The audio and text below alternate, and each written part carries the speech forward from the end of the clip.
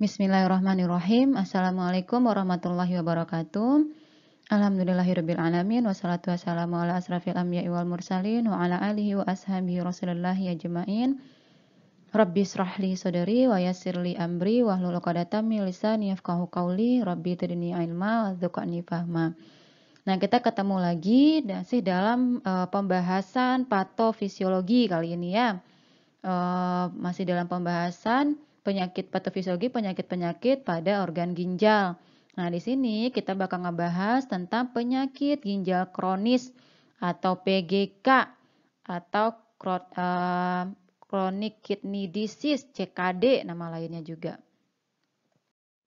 Nah, di sini bisa kita lihat penyakit ginjal kronis atau chronic kidney disease atau yang disingkat biasa dengan CKD ini adalah sebuah istilah dengan makna yang sangat luas sekali. Nah, di mana mencakup juga pada kondisi terjadinya sedikit penurunan. Nah, ini baik hanya terjadinya sedikit penurunan sebentar. Nah, nih sedikit penurunan pada fungsi ginjal. Nah, yang berkembang selama minimal 3 bulan, itu aja syaratnya dia. Nah, walaupun hanya sedikit penurunannya tapi terjadi selama lebih dari 3 bulan, itu termasuk CKD. Nah, sebaliknya kalau kita bahas waktu pas kita ngebahas tentang cedera ginjal akut atau acute kidney injury, nah itu kita udah tahu bahwa terjadinya kondisi ini adalah terjadinya penurunan fungsi ginjal juga kan ya, walaupun cuma sedikit jika terjadinya penurunan fungsi ginjal, tapi bedanya dia itu berlangsung selama kurang dari 3 bulan. Nah, kita tahu bahwa ginjal itu memiliki tugas untuk mengatur kandungan di dalam darah kita. Nah, ini kita review sedikit tentang pelajaran Anfisman kita. Nah, untuk dalam mengatur segala sesuatu yang terdapat di ginjal ini, nantinya ginjal itu akan membuang sampah-sampah tubuh. Nah, nantinya ginjal juga akan memastikan keseimbangan elektrolit di dalam tubuh. Pokoknya jumlah keseluruhan elektrolit dalam tubuh itu sesuai dengan apa yang dibutuhkan tubuh, tidak membahayakan tubuh. Lalu ginjal juga mengatur jumlah keseluruhan air di dalam tubuh untuk mempertahankan hemostatis tubuh kita. Nah, juga untuk membuat hormon salah satunya juga. Nah, jadi intinya ginjal ini banyak sekali yang dilakukannya. Nah, kita review sedikit dulu kembali pelajaran Anfisman kita. Nah, kita sudah mempelajari sebelumnya bahwa kita tahu darah itu akan masuk ke ginjal melalui apa? Arteri renalis atau arteri ginjal. Nah, ini arteri renalis darah masuk. Nah, nantinya setelah dari arteri renalis dia kemana? Nah, percabangan arteri yang lebih kecil namanya apa? Arteriol. Nah, di mana kalau untuk di ginjal, arteriolnya itu pembuluh darah yang lebih kecilnya itu sendiri dinamakan dengan glomerulus. Nah, ini dia nih, glomerulus, pembuluh darah yang lebih kecilnya itu sendiri. Nah, nantinya di sini darah akan mengalami penyaringan untuk pertama sekali. Nah, ini di glomerulus ini sendiri penyaringan untuk pertama kali. Nah, cairan hasil penyaringan ini akan dikemanakan nantinya? Nah, filtrat nih hasil penyaringan itu, ini akan keluar filtratnya di sini nanti. Nah, filtrat ini sendiri nantinya akan dialirkan kemana? Dialirkan ke tubulus. Nah, berikutnya ya, dialirkan ke tubulus ginjal. Dimana nantinya di tubulus ini akan terjadi apa saja? Ada reabsorpsi, nah, lalu ada juga apa? Sekresi, ya kan ya? Nah, lain-lainnya. Nah, intinya adalah untuk menjaga keseimbangan cairan tubuh dan ataupun elektrolit dalam darah kita. Nah, berikutnya ada laju filtrasi glomerulus atau GFR, glomerular filtration rate. Nah, GFR ini sendiri adalah menggambarkan berapa banyaknya jumlah mililiter darah yang disaring oleh glomerulus ini sendiri setiap menitnya. Makanya satuannya pun nantinya adalah mililiter per menit. Nah, biasanya itu dihitung dalam mililiter per menit. Pada orang normal, pada orang keadaan sehat, nah itu GFR itu biasanya berkisaran dari 100 sampai 120 ml per menit per 1,73 meter per kubik ya atau permukaan tubuh. Nah, di mana nilainya itu akan sedikit lebih rendah pada wanita. Ini masih keadaan normalnya nih. Sedikit lebih rendah pada wanita dan akan berkurang dengan bertambahnya usia seseorang. Sesuai dengan fungsinya ginjal itu dan keadaan ginjalnya juga berkurang. Nah, pada penyakit ginjal kronis, salah satu penyebab paling umum yang menyebabkannya adalah hipertensi. Nah, di sini kalau untuk hipertensi itu sendiri apa yang terjadi? Nah, dinding arteri yang memasok ke ginjal tadi kita udah bahas adalah arteri renalis.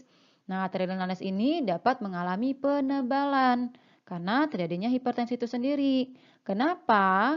Karena pembuluh darahnya itu sudah sering sekali menahan tekanan tinggi yang terdapat di pembuluh darahnya itu sendiri. Nah, kalau kita tahu kan hipertensi apa? Tingginya tekanan darah dalam pembuluh darah itu sendiri. Sehingga nantinya dinding-dinding arterinya itu akan dapat mengalami penebalan karena seringnya menahan tingginya tekanannya. Nah, sehingga nantinya kalau misalnya terjadi penebalan pada dinding arteri, apa yang akan terjadi berikutnya? Lumennya ataupun tempat lewatnya cairan darah itu sendiri juga akan mengecil. Kalau misalnya ini udah mengecil, apa yang terjadi? Tentunya lebih sempit kan ya? Nah, sehingga kalau misalnya untuk arteri renalis, nantinya suplai darah ke ginjal akan bagaimana? Akan berkurang, akan semakin kecil. Kalau udah darahnya berkurang, tentunya oksigen dan nutrisi-nutrisi lainnya juga akan berkurang. Nah, bagaimana nantinya si sel-sel yang ada di ginjal untuk bertahan hidup dan juga menjalankan fungsinya? Tentu juga tidak akan bisa. Makanya akan dapat mengakibatkan terjadinya cedera iskemik. Pada salah satunya adalah glomerulus nephron. Nah, di sini rusaknya glomerulus ini nantinya layaknya seperti rusaknya sel-sel lain dalam tubuh kita, tentunya akan mengaktifkan sel imun tubuh kita kan ya, karena merupakan sel pertahanan tubuh kita. Nah, seperti makrofag ataupun nantinya sel-sel busa itu sendiri. Nah, nantinya akan masuk ke dalam glomerulus, bakal berinfiltrasi ke dalam glomerulus yang rusak itu sendiri dan mulai mengeluarkan dah itu faktor-faktor pertumbuhan seperti transforming growth factor B1 ataupun dinamakan dengan TGF B1 seperti itu. Nah, nantinya faktor-faktor pertumbuhan ini akan menyebabkan sel-sel mesanglia. Nah, ini ada sel mesanglial ini sendiri. Nah, akan kembali ke bentuk imaturnya yang tidak dewasanya seperti itu, yaitu adalah sel mesangioblas. Nah, sel mesangioblas ini sendiri nantinya itu dia itu akan mengeluarkan sejenis matrik ekstraseluler. Nah, di mana kalau matrik ekstraseluler ini sendiri berlebihan, nantinya akan mengakibatkan terjadinya nih glomerulosklerosis atau pembentukan jaringan parut di glomerulus. Nah, ini dia. Nah, sehingga kita tahu nantinya kalau misalnya suatu jaringan itu sudah digantikan dengan jaringan parut, kita tahu karakteristik dari jaringan parut adalah kaku, nah tidak fleksibel intinya. Lalu habis itu lebih keras. Nah, itu dia sehingga nantinya akan mengurangi kemampuan nefron tentunya untuk menyaring darah. Karena kita tahu kalau untuk menyaring darah kan dia tidak bisa kaku, tidak bisa kuat ikatannya seperti itu. Nah, karena dia harus ada memiliki permeabilitas tertentu terhadap senyawa-senyawa yang akan disaringkan ya. Sekarang sehingga kalau misalnya dia sudah digantikan dengan jaringan parut, tentunya nefron kita itu akan berkurang kemampuannya untuk menyaring darah itu sendiri. Yang dengan berjalannya waktu tentunya akan berkembang menjadi penyakit ginjal kronis. Nah, penyebab paling umum lainnya pada penyakit ginjal kronis ini adalah diabetes mellitus, di mana pada pasien diabetes mellitus kadar glukosa yang berlebih atau kadar glukosa yang tinggi pada pasien ini nantinya akan mencetuskan terjadinya proses glikasi non-enzimatik, di mana di sini adalah proses glikasi yang tanpa disertai dengan enzim seperti itu ya. Nah, di mana kita tahu sendiri kalau proses glikasi ini sendiri akan membuat glukosa yang berlebih tadi menempel pada protein-protein di dalam darah. Nah, kalau misalnya dia sudah menempel, kita tahu proses glikasi ini nantinya akan memiliki suatu produk sampingan, yaitu berupa advanced glycation end product yang sangat berbahaya untuk sel-sel dalam tubuh kita, yaitu akan menghilangkan elastisitas sel dan lain-lainnya seperti itu. Akhirnya nanti selnya menjadi rusak ataupun kalau khususnya pada kasus gagal ginjal kronik ini sendiri, dia itu akan mempengaruhi atau glikasi non-enzimatiknya itu terjadi pada arteriol eferen, yang nantinya membuat arteriol eferen ini menjadi lebih kaku dan juga lebih sempit. Nah, arteriol eferen yang mana tuh? Kalau yang eferen yang keluar dari nefron atau yang masuk ke nefron? Oh, yang eferen. Nah, berarti yang keluar dia ya yang sudah bersih, yang sudah difiltrasi. Nah, sehingga bisa dibayangkan kalau misalnya jalur keluarnya itu terhambat karena sempitnya atau menyempitnya jalur tersebut, apa yang akan terjadi pada glomerulus itu sendiri? Tentunya tekanannya akan meningkat karena jumlah yang masuk akan masih sama seperti itu kan ya. Sementara yang keluar akan makin sedikit. Sehingga tekanan di sini juga akan meningkat nih. Kalau misal sudah meningkat, apa yang akan terjadi? Hiperfiltrasi. Nah, hiperfiltrasi yang berlebihan pada glomerulus itu sendiri. Nah, berikutnya selain itu, respon terhadap tekanan yang tinggi di glomerulus ini sendiri tentunya akan ditanggapi juga dengan sel-sel mesanglial, sama seperti yang tadi, yang terjadi pada hipertensi. Sehingga nantinya akan lebih banyak lagi matriks-matriks struktural yang akan dikeluarkan oleh sel mesanglial ini sendiri yang akan memperluas ukuran glomerulus ini. Sehingga nantinya lama-kelamaan akan mengurangi kemampuan nefron untuk menyaring darah dan mengakibatkan penyakit gagal ginjal kronis. Nah, ada lagi penyebab-penyebab lainnya nih yang mengakibatkan terjadinya glomerulosklerosis. Selain diabetes dan juga hipertensi sudah kita bahas tadi, yaitu penyakit sistemik lainnya seperti lupus atau rheumatic arthritis. Nah, itu juga bisa.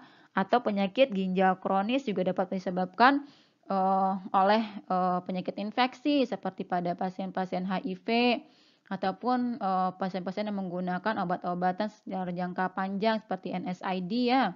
Nah, ataupun senyawa-senyawa racun seperti yang ada pada tembakau. Nah, itu juga bisa mengakibatkan adanya gagal ginjal kronis.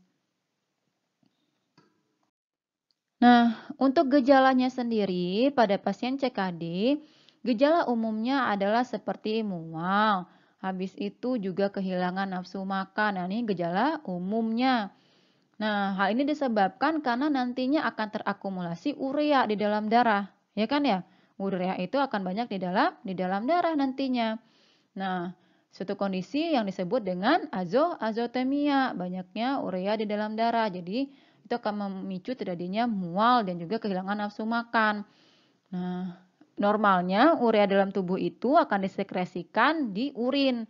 Tapi terjadi ketika terjadinya penurunan filtrasi glomerulus, nah makanya akan sedikit urea yang akan tersaring sehingga banyak yang tertahan di dalam darah. Nah, ketika kadar racun atau sampah-sampah tubuh itu sangat menumpuk di dalam darah kita itu sendiri, nantinya lama-kelamaan juga dapat mempengaruhi fungsi sistem saraf pusat kita atau otak kita itu.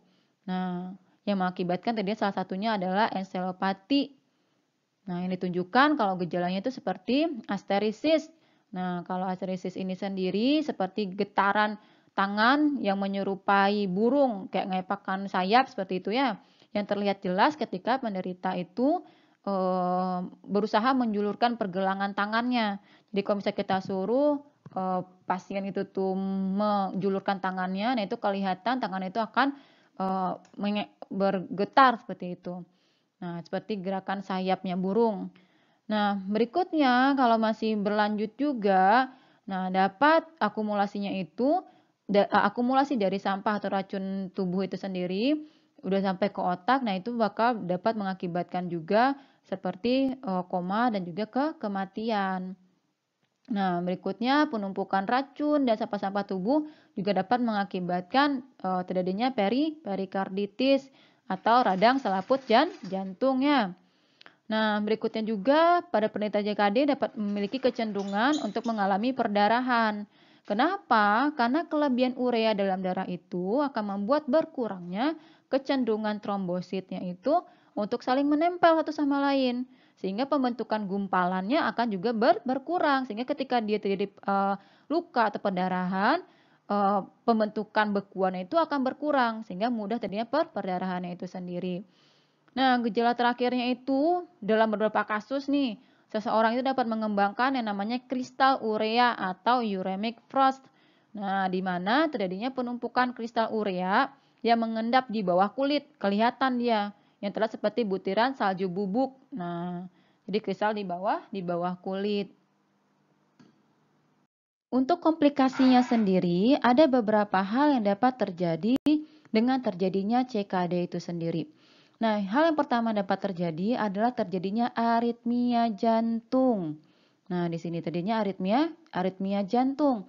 Nah, kenapa bisa terjadinya aritmia jantung itu?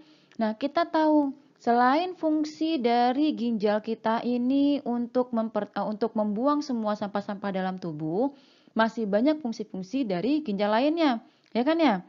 Nah, yaitu salah satunya adalah untuk menjaga keseimbangan elektrolit tubuh. Nah, salah satu elektrolit tubuh yang penting untuk dijaga keseimbangannya adalah kalium. Nah, di sini. Nah, apa yang terjadi pada pasien CKD adalah karena ginjal itu kehilangan fungsinya, sehingga dia pun tidak dapat menjaga keseimbangan elektrolit tubuh. Nah, untuk kalium sendiri yang seharusnya pada ginjal ini disekresikan nantinya atau dikeluarkan dari tubuh, sekarang ginjalnya tidak mampu lagi mensekresikan kalium di dalam tubuh. Nah, sehingga akan lebih banyak kalium yang tetap bertahan di dalam bertahan di dalam tubuh, sehingga mencetuskan nantinya kondisi hiperkalemia atau tingginya kadar kalium di dalam tubuh itu sendiri.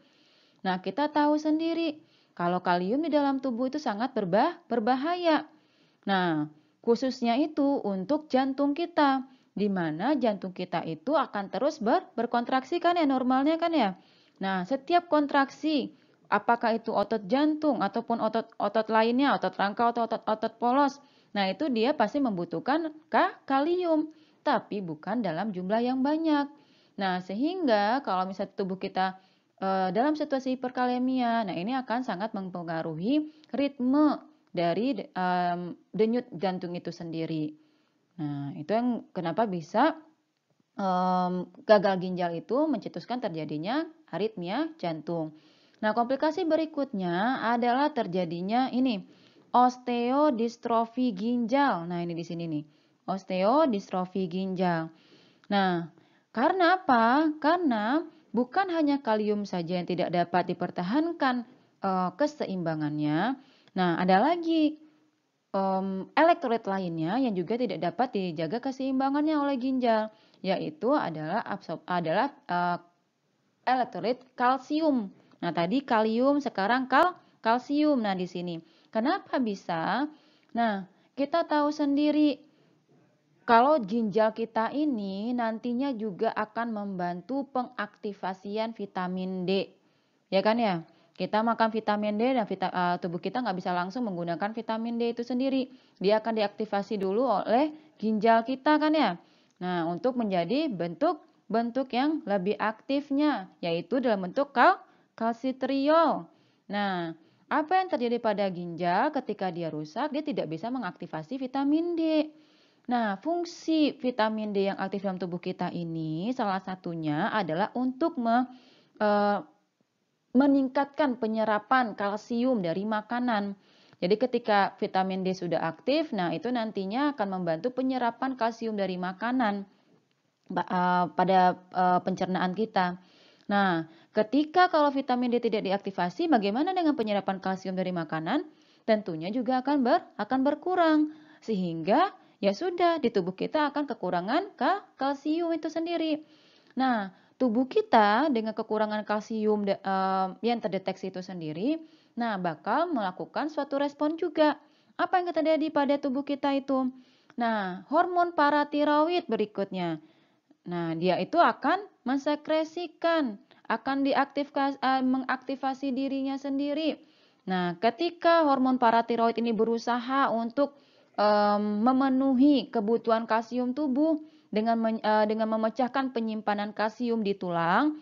Nah, kita tahu sendiri kalau salah satu fungsi hormon tiroid adalah untuk penyimpanan kalsium di tulang dan juga pemecahan kalsium di tulang kan ya. Nah, kalau di sini kan ada kekurangan kalsium, maka dia akan membantu untuk pemecahan kalsium di tulang.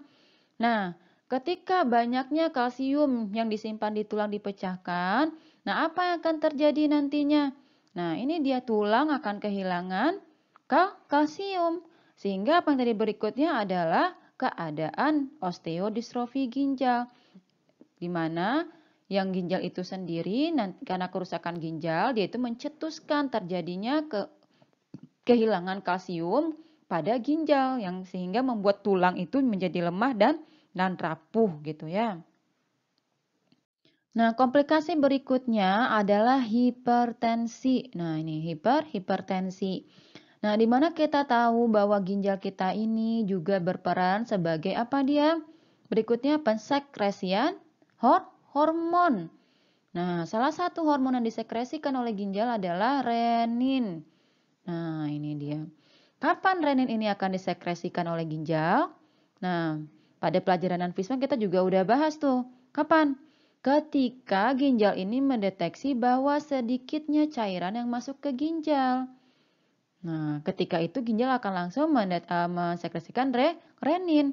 Dengan harapan apa? Untuk meningkatkan cairan yang masuk ke ginjal. Dengan bagaimana? Dengan meningkatkan tekanan darah. Nah, dengan meningkatkan tekanan darah diharapkan dengan tingginya tekanan darah itu akan meningkatkan juga aliran darah ke ginjal itu sendiri. Nah, tapi pada pasien CKD apa yang terjadi? Kita tahu bahwa pada pasien CKD itu terjadi penurunan laju filtrasi glomerulus. Nah, sehingga nantinya hal ini akan mengakibatkan makin banyak lagi renin yang diproduksi. Jadi renin itu akan semakin banyak diproduksinya atau disekresikan ya, bukan diproduksi ya. Nah, disekresikannya. Nah, padahal sebelumnya kita udah bahas juga bahwa hipertensi ini bisa juga mengakibatkan CKD ya kan ya. Salah satu faktor resiko CKD adalah hipertensi. Nah, ternyata komplikasinya juga hipertensi. Makanya ini adalah sebuah lingkaran setan yang akan mempengaruhi satu sama lainnya. Jadi berputar-putar di sini dan di sini aja terus seperti itu. Si hipertensi mengakibatkan CKD, si CKD mengakibatkan hipertensi. Nah, begitu dia ya. Nah, selain renin, hormon lainnya yang juga disekresikan di ginjal adalah nih, hormon eritropoietin. Nah, kita ini sebenarnya udah ngebahas juga sedikit banyaknya di pelajaran non-Fisman kan ya. Nah, di sini kita tahu bahwa eritropoietin ini sendiri nantinya berfungsi untuk menstimulasi pemproduksian sel darah merah di sumsum tulang belakang.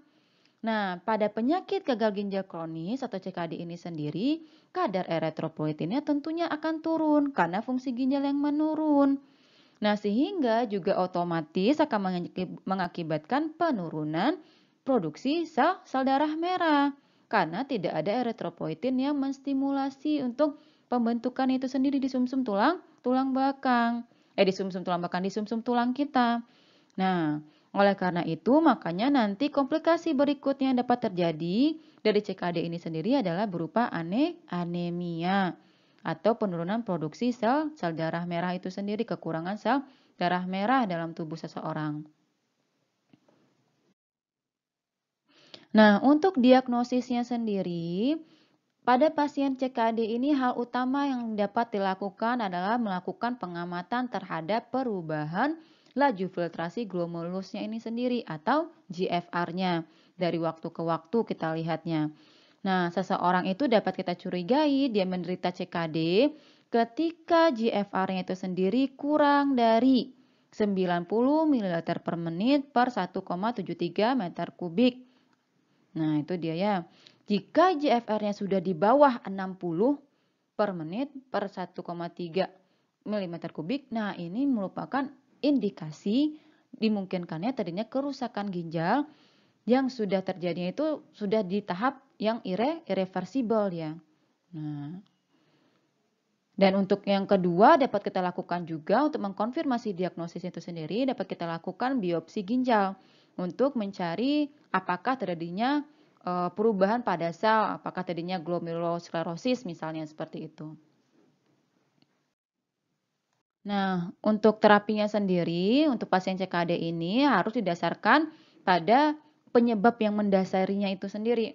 Kalau dia hipertensi kayak itu, nah berarti kita lihat dulu penyebabnya itu apa dan harus kita tangani dulu penyebabnya. Nah, berikutnya dapat kita pertimbangkan untuk melakukan dialisis. Nah, untuk dialisis ini sendiri kalau untuk dalam situasi-situasi yang parah ataupun dapat dipertimbangkan juga untuk melakukan transplantasi nantinya ya. Oke, untuk meringkas pembahasan kita mengenai CKD atau penyakit ginjal kronis, nah dapat kita simpulkan bahwa penyakit ginjal kronis ini terjadi ketika laju filtrasi glomerulus turun kan ya, yaitu di bawah 90 ml per menit. Nah, yang terjadi itu setidaknya lebih dari 3 bulan. Nah, kalau dia kurang dari 3 bulan berarti dikategorikan sebagai cedera dia ya. Nah, penyebab yang paling umum pada CKD ini sendiri adalah berupa diabetes mellitus dan juga hipertensi. Nah, kalau untuk komplikasinya sendiri, ini dapat menyebabkan nantinya komplikasi-komplikasi seperti terjadinya kelainan elektrolit atau abnormalitas elektrolit, ataupun terjadinya penumpukan racun ataupun sampah-sampah dalam tubuh. Kalau bisa juga mengakibatkan terjadinya hipertensi. Nah, yang mana dia itu hipertensi merupakan salah satu penyebabnya, tapi juga nantinya CKD ini menyebabkan hipertensi. Nah, itu jadinya berulang-ulang muter-muter di situ aja. Nah, dan juga terjadinya kelainan tulang ya, yang mana tulang itu menjadi lemah. Nah, alhamdulillahirrahmanirrahim. Mungkin sekian pembelajaran kita pada sesi kali ini mengenai penyakit ginjal kronis. Jika ada perbedaan dari materi yang saya sampaikan ataupun dengan apa yang teman-teman pelajari, saya silahkan disampaikan langsung. Nah, saya sangat terbuka sekali untuk diskusi ya. Jadi kita bisa belajar bareng-bareng seperti itu. Nah, saya mohon maaf terlebih dahulu jika ada yang kesalahan. Kita ketemu lagi insya Allah pada pembahasan-pembahasan berikutnya. Wabillahi taufiq wal hidayah. Assalamualaikum warahmatullahi wabarakatuh.